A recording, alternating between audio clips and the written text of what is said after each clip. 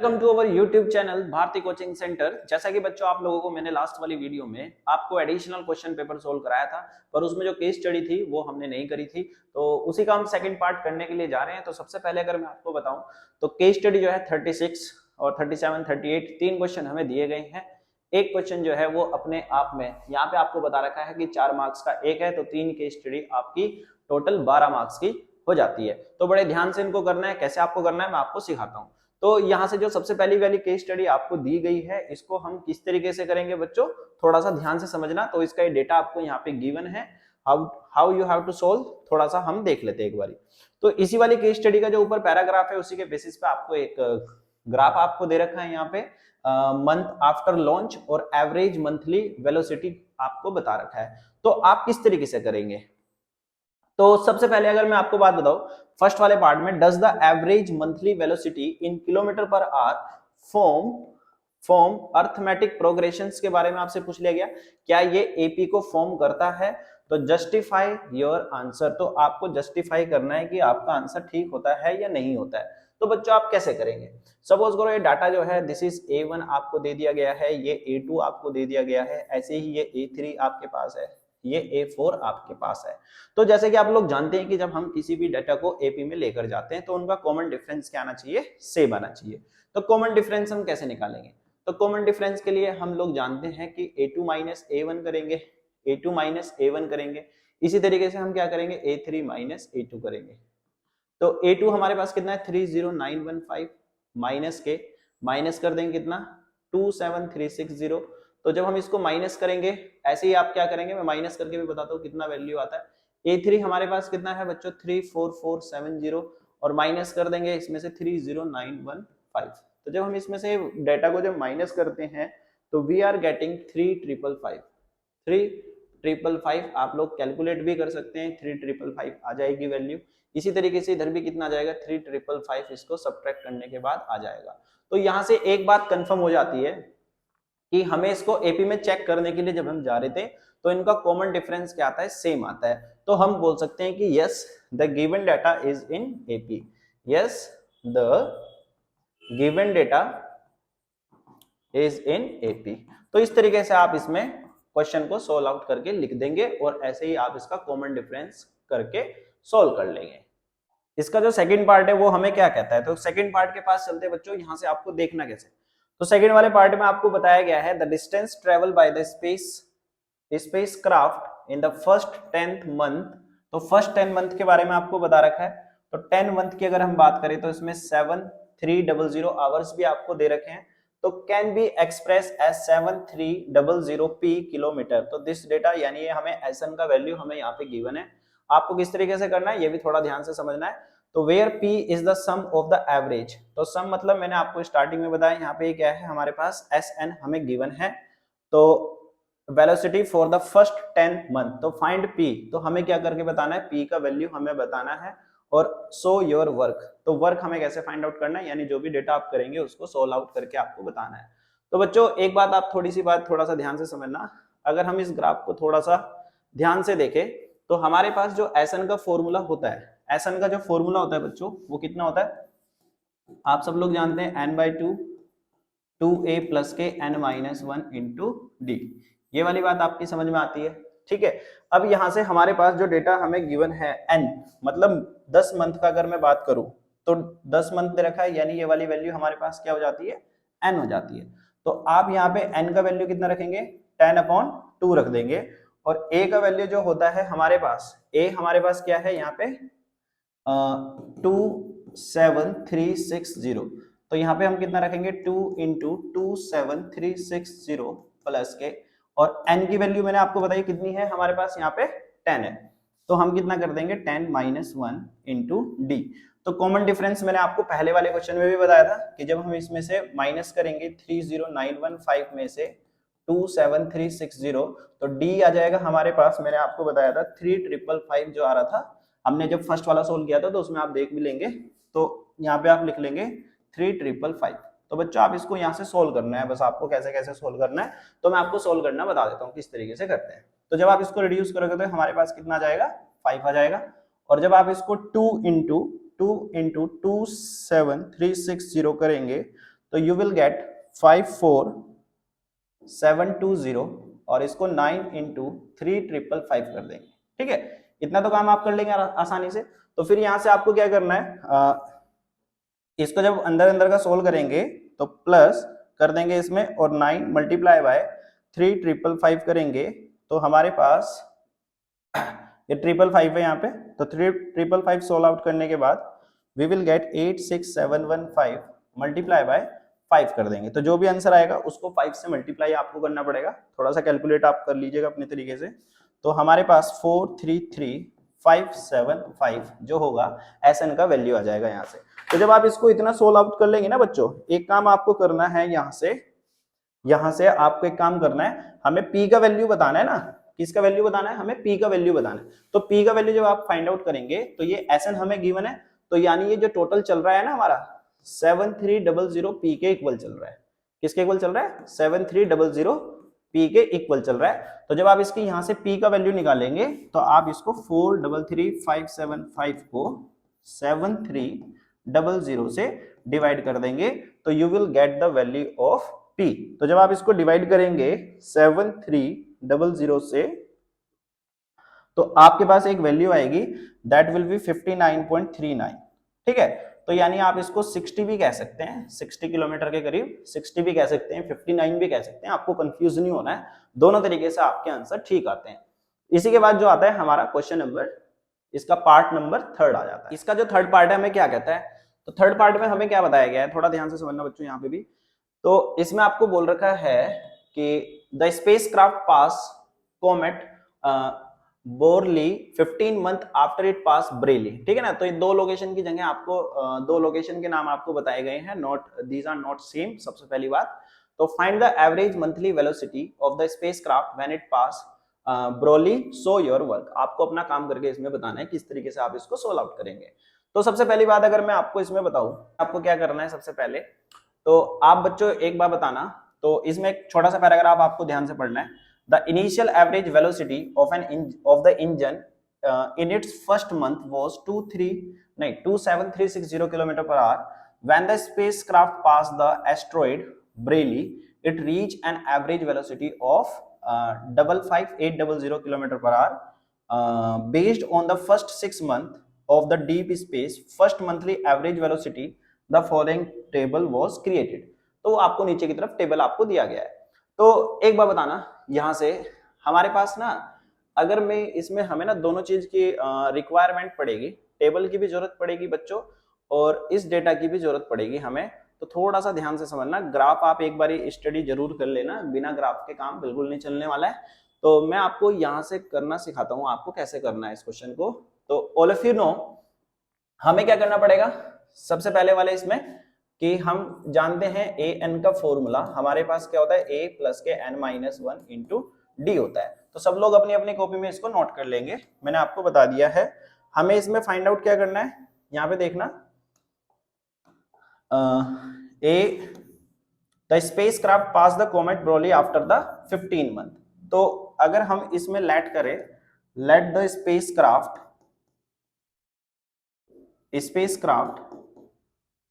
Past, ये Borrelly लिखना है इस तरीके से, बी बोरली करके लिखा हुआ है ये, बोरली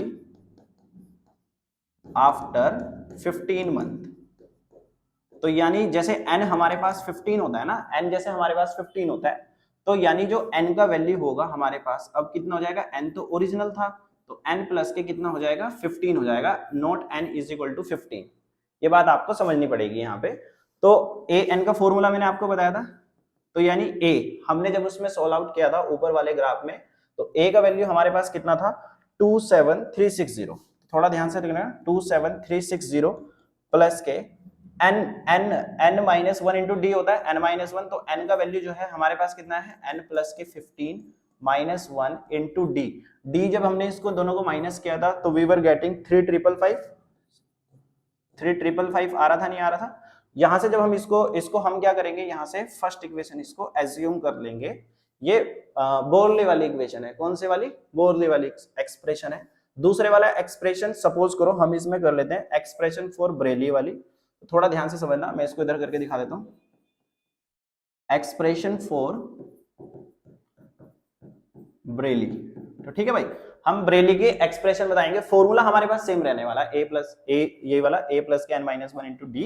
तो all of you know a हमारे पास कितना है 27360, n की value n minus one into d, तो 3,555 हमारे पास हो जाएगा।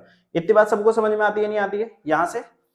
अब जो ये वाला a है, an है ना, जो हमारे पास an है, इसका जो वैल्यू आपको गिवन है यहाँ पे, वो हमारे पास थोड़ा ध्यान से समझना, ये हमारे पास कितना गिवन है 55800, 55800। ये ग्राफ जब ऊपर आप इसमें स्टडी करेंगे पैराग्राफ में, मैं इसको हटाऊंगा तो रफ हो जाएगा, ऊपर की तरफ आप देख लीजिएगा ग्राफ में, ये उसमें पैराग्राफ में आपको 55800 जो है an का वैल्यू गिवन है। ठीक है, यहां से गिवन है, तो हम इन दोनों एक्सप्रेशन को क्या करेंगे, यहां से सोल्व कर लेंगे। तो जब हम इसको सोल्व करेंगे यहां से, आपको थोड़ा सा सोल्व करना पड़ेगा। तो जब आप ये वाली वैल्यू जो है ना, ये वाली वैल्यू जो है आप यहाँ पे पुट करेंगे, मतलब दोनों इक्वेशन को जब आप फर्स्ट इक्वेशन और सेकंड इक्वेशन सोल्व करेंगे, तो you will get the value of n। तो n यहाँ से सोल्व करने के बाद हमारे पास कितना आ जाएगा, n का वैल्यू 9 आ जाएगा। आप थोड़ा आराम से सोल्व कीजिएगा, हो जाएगा आपसे। n का वैल्यू कितना आएगा, यहाँ से 9 आएगा। मैं सोल्व करके थोड़ा सा हिंट देता हूँ, 55800 27360 plus n minus one into 3,555, आप इस तरीके से वैल्यू पुट करेंगे तो n का वैल्यू जो आएगा हमारे पास यहाँ से 9 आ जाएगा। इतना काम आप कर लेंगे ना, आराम से कर लीजिएगा। तो जब आपके पास n का वैल्यू 9 आ जाएगा, तो क्वेश्चन हमसे क्या पूछ रहा था, the spacecraft pass the comet Borrelly 15 month after it pass Borrelly, तो find the average monthly velocity of the spacecraft. तो हमें पता है कि जो स्पेसक्राफ्ट है वो यानी 9 मंथ तक जो है ट्रेवल कर रहा है, मतलब उड़ रहा है। इस तरीके से हमें यहां से पता लग गया मंथ। अब आप उसका एवरेज वेलोसिटी कैसे निकालेंगे, तो an का फॉर्मूला आप लोग जानते हैं, फिर से a प्लस के n minus one into D होता है, नहीं होता है? तो a हमारे पास कितना है, यहाँ पे देखो 27360। अब मेरे को ना पहले n जो है आफ्टर 15 मंथ दिया गया था, पर अब आप इसको जब सोल्व कर लेंगे, तो जब आपके पास n का वैल्यू 9 आ जाएगा, तो यानी आप 9 मंथ का जो है करेक्ट वैल्यू निकाल सकते हैं। तो यानी हम इसको कितना रख सकते हैं, 9 minus one into D. D हमारे पास कितना है 3,555 हमारे को गिवन है, गिवन है या नहीं है? तो उसको जब आप यहां से सोल्व करेंगे बच्चों, तो आपके पास जो वैल्यू आने वाली है वो आएगी, मैं आपको बता देता हूं, 109,125। तो this will be the average velocity, ये किलोमीटर पर आवर में आ जाएगी 9 मंथ के लिए। 9 मंथ के लिए क्यों निकाला, क्योंकि सबसे पहले ना हमें उसका मंथ निकालने पड़ेंगे। तो n जब आप 9 निकाल लेंगे, तो यहां से आप इस तरीके से उसका average monthly velocity for the 9 month आप इजीली फाइंड आउट कर सकते हैं। होपफुली आपको ये पार्ट समझ में आ गया होगा। प्रोसीड करते हैं 37 क्वेश्चन के लिए। क्वेश्चन नंबर 37 हमें क्या कह रहा है यहाँ पे, तो थोड़ा सा ध्यान से समझते हैं इसको भी। तो रे casting is a technique use in creation of computer games. तो एक टेक्निक आपको बताई गई है जिसको आप रे कास्टिंग के नाम से जान रहे हैं यहाँ पे।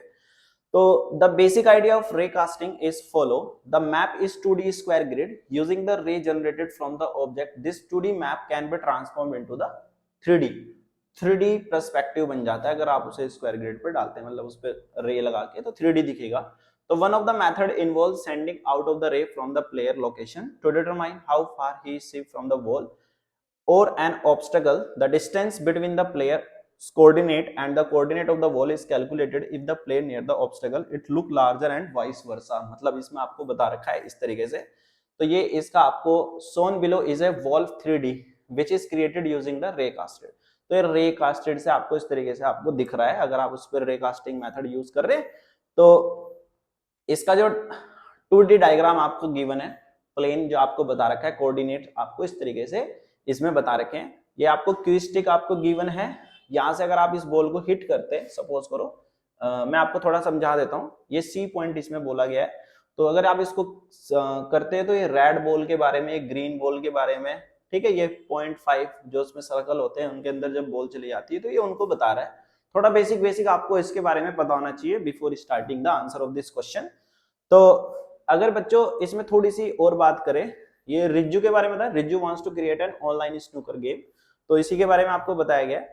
तो बच्चों थोड़ा सा समझना, और the snooker table has fix 6 pockets, pockets बोलते हैं इनको, P1 बेसिकली, P1 P2 हम इनको बोलते हैं ना, जो गोले गोले से होते हैं उसी की बात, उनको पॉकेट्स बोला जाता है बेसिकली। तो इनके नाम बताए गए हैं P1 P2, आप देख भी सकते हैं, थोड़ा ध्यान से समझना क्योंकि इनके बिना क्वेश्चन नहीं होने वाला है। तो the object of the game is to use the white ball to hit, मतलब G इज denoting the green colour, R red, white, W, ये आपको समझ में आ गया होगा। तो बच्चों सबसे पहले वाले पार्ट को करते हैं। अगर आपको इतनी बात समझ में आ गई तो आप इसका फर्स्ट वाला पार्ट भी आसानी से कर सकते हैं। कैसे करना है, तो पहले क्वेश्चन को रीड करते हैं। तो इसमें आपसे बोला गया है how much distance will a ray travel if sent from the green ball to the nearest pocket। तो देखते हैं थोड़ा सा ग्रीन बॉल के पास चल के, ठीक है।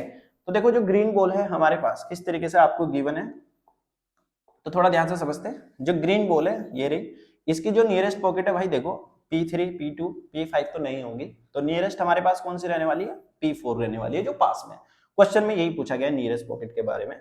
तो ग्रीन मतलब जी के जो आप कोऑर्डिनेट है वो इजीली फाइंड आउट कर सकते हैं। जी के कोऑर्डिनेट हमारे पास कितने आने वाले हैं, 7,1। तो जी के यानी ग्रीन बॉल के कोऑर्डिनेट आ गए, और P4 के कोऑर्डिनेट भी आप 9,3 आराम से निकाल सकते हैं। निकाल सकते हैं नहीं निकाल सकते हैं, तो इनका बीच का आपको डिस्टेंस फॉर्मूला यूज कर लीजिए बच्चों।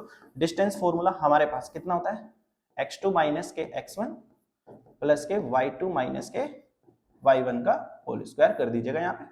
तो all of you no this is x1 y1 and this is x2 y2। इसमें वैल्यू पुट कर देना आप यहाँ पे 9 माइनस 7 का होल स्क्वायर प्लस 3 माइनस 1 का होल स्क्वायर। तो इसको जब आप सोल्व करेंगे तो 2 का स्क्वायर प्लस 2 का स्क्वायर इज इक्वल टू √8। तो इसको लिखा जा सकता है 2√2। तो इसका इतना डिस्टेंस आप इजीली फाइंड आउट कर सकते हैं। तो पहले वाला पार्ट हमारा इसका हो जाता है।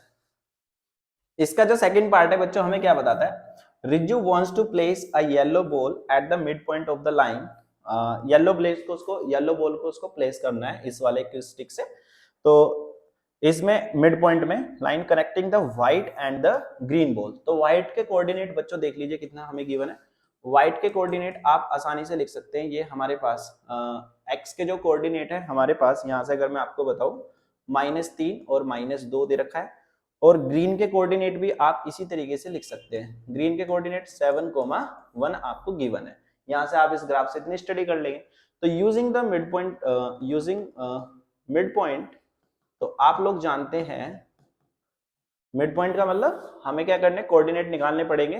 तो यानी अगर पहले वाले कोऑर्डिनेट की बात करें x1 प्लस के x2 अपॉन में 2, y1 प्लस के y2 अपॉन में 2।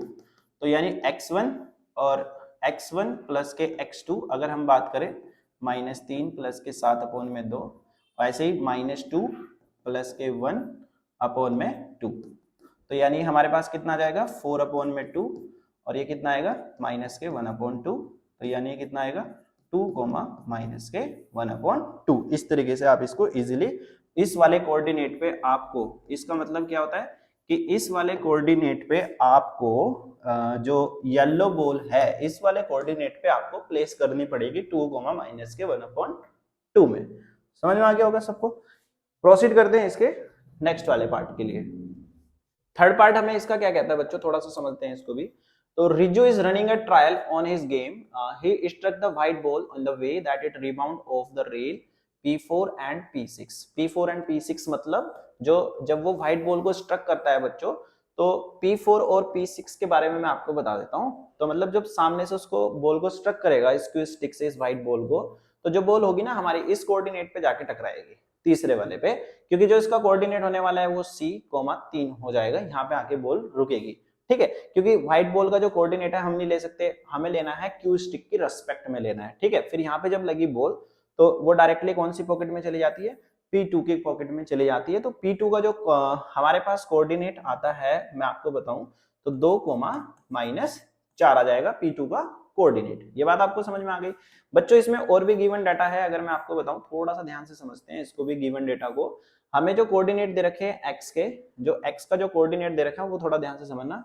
x का 2/7,0 दे रखा है। अगर मैं बात करूं उसके रेशियो की तो वो 3:4 आपको दे रखा है। इनको लिख लीजिएगा जब हम इसको सोल्व करेंगे। तो find the coordinate of the point at which the ball struck the rail. तो हमें वो कोऑर्डिनेट एक्चुअल वाले फाइंड आउट करने, क्योंकि मैंने तो आपको क्यू स्टिक की रेस्पेक्ट में बताए। तो सो योर स्टेप्स, तो आपको अपने अपने स्टेप्स करके बताने हैं। तो बच्चों स्टार्ट करते हैं इसके कैलकुलेशन कैसे कैसे करना है।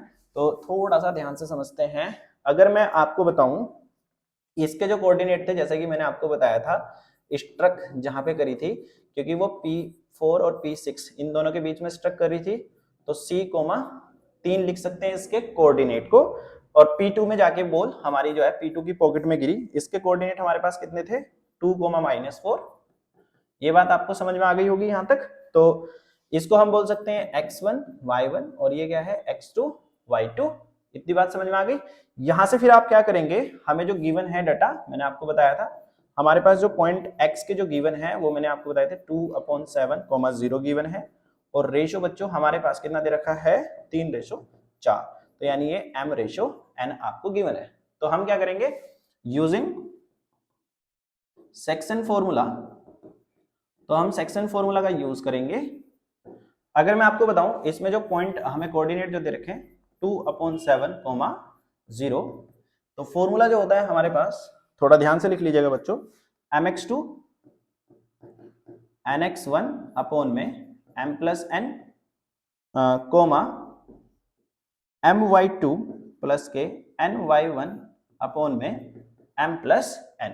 अब इसमें क्या करेंगे, आप इसमें वैल्यू को पुट करेंगे। तो m हमारे पास कितना है यहाँ पे 3 है, और x2 की वैल्यू बच्चों आपको कितनी गिवन है यहाँ पे देख लीजिएगा 2, और ऐसे ही n कितना है हमारे पास 4, और x1 की वैल्यू कितनी है हमारे पास c अपॉन में 3 प्लस के 4।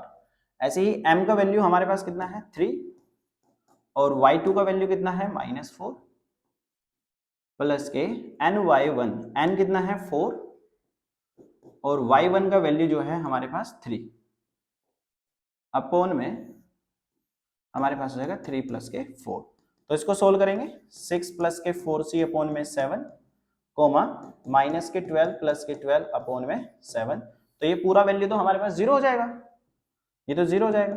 इधर को 6 प्लस के 4c अपॉन में 7 बचेगा, जो कि कोऑर्डिनेट हमारे पास 2/7, 0 के इक्वल चल रहा है। ठीक है, तो कोऑर्डिनेट आएंगे, इन दोनों को हम सोल्व आउट करने का काम करेंगे। तो x के कोऑर्डिनेट को कंपेयर कर लेंगे। यहां से मैं ऊपर करके दिखा देता हूँ, 2/7 6 प्लस के 4c अपॉन में 7 से 7 रिड्यूस हो जाएगा।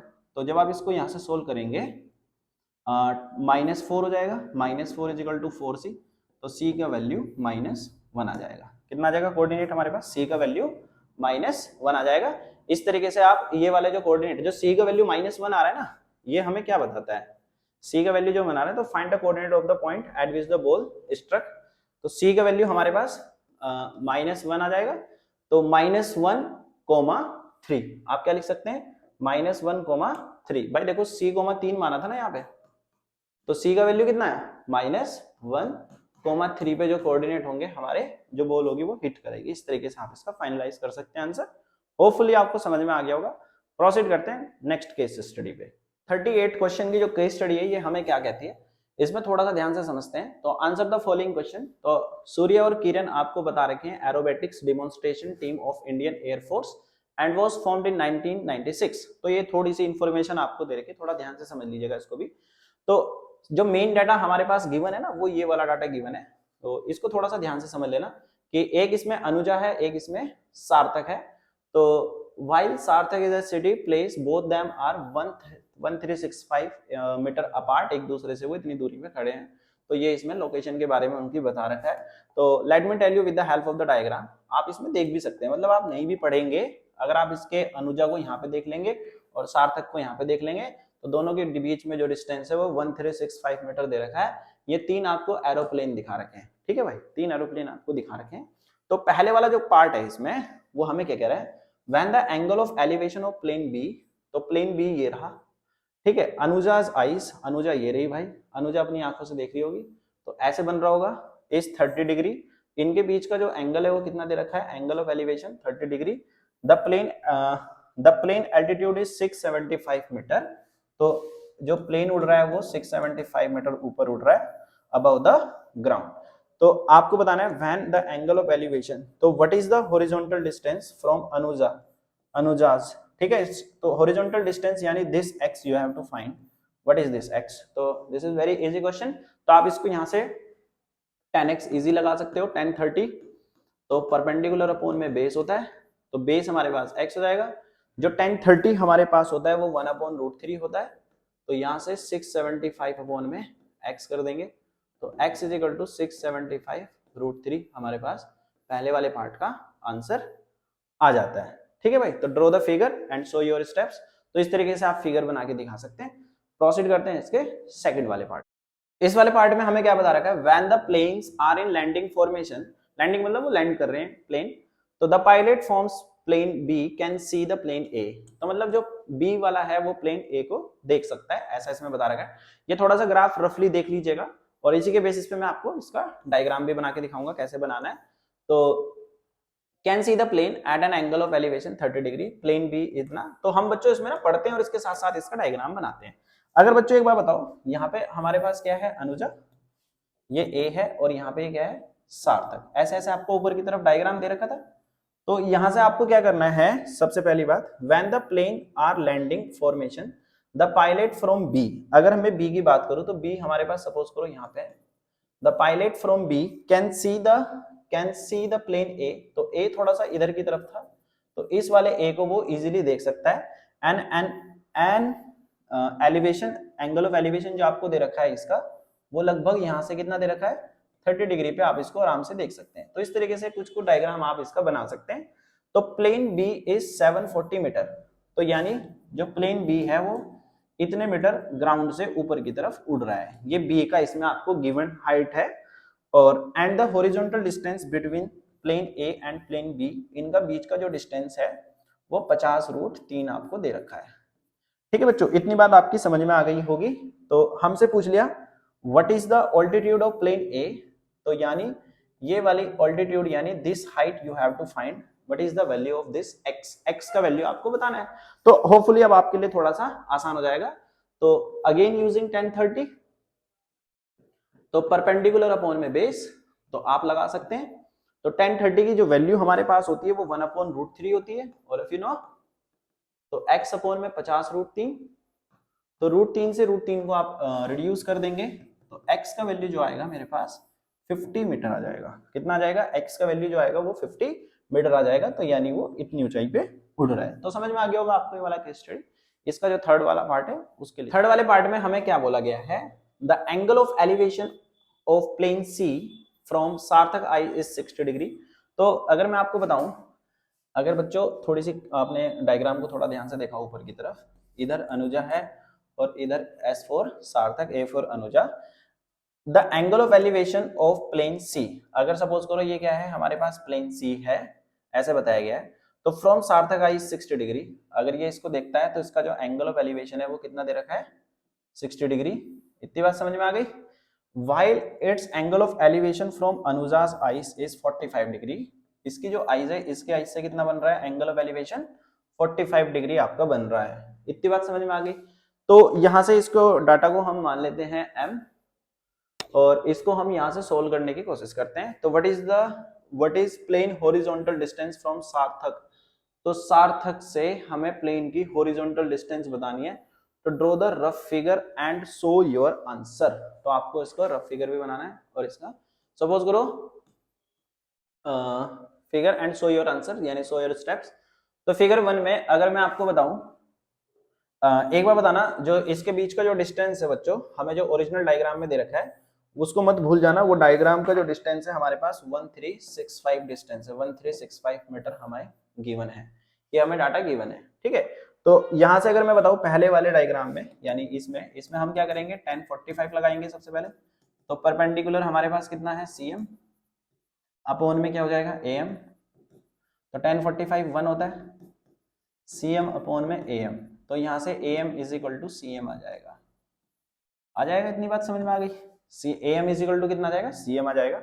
इसी तरीके से सेकंड वाले में ये आ जाएगा ट्राइंगल नंबर 1 में, T1 मतलब ट्राइंगल नंबर 1 आप पूरा लिख लीजिएगा। ट्राइंगल नंबर 2 में कितना लिख सकते हैं, 1060 is equal to cm upon में ms। इतनी बात समझ में आई। और जो हमारे पास 1060 होता है वो √3 होता है, अगर मैं CM की बात करूं तो CM को CM लिख सकते हैं, और MS की बात करूं तो यहां से हम MS को MS लिख सकते हैं। तो यहां से CM जो आएगा हमारे पास MS √3 आ जाएगा नहीं आ जाएगा? अब एक बार बताना, हमें यहाँ पे AS फाइंड आउट करना है, what we have to find AS। तो AS को बच्चों हम कैसे लिख सकते हैं, यहाँ पे थोड़ा सा ध्यान से समझते हैं। We can write AS like this, AM plus के MS लिख सकते हैं, नहीं लिख सकते हैं? AM प्लस के MS लिख सकते हैं। अब एक बार बताना, जो AM है वो CM के इक्वल है, AM is equal to CM equal है, तो we can write it down कि जो ये CM है ये AM की वैल्यू भी होगी। तो इसके जगह पे हम MS√3 लिख सकते हैं, और MS को MS ही रखना। ये बात आपकी समझ में आती है? और ये 1365 हमें गिवन है, 1365। तो यहां से हमारे पास 1365 MS जब हम कॉमन लेंगे तो √3 प्लस के 1 आ जाएगा। तो हम इसको यहाँ से 1365 अपॉन में √3 प्लस के 1, तो यानी ये MS का डिस्टेंस आ जाएगा। MS मतलब ये वाला MS, यानी हमें सार्थक से इसके प्लेन के एलिवेशन से मतलब ये वाला डिस्टेंस बताना था कितना होगा, जो हमसे पूछा गया था, यानी ये MS हमने निकाल दिया है, इतने मीटर इसका फाइनल आंसर आ जाएगा। होपफुली आपको ये सारी की सारी केस स्टडी समझ में आई होगी। फिर भी अगर आपको कोई डाउट है तो आप हमसे कमेंट करके भी पूछ सकते हैं। Thank you for watching, have a nice day.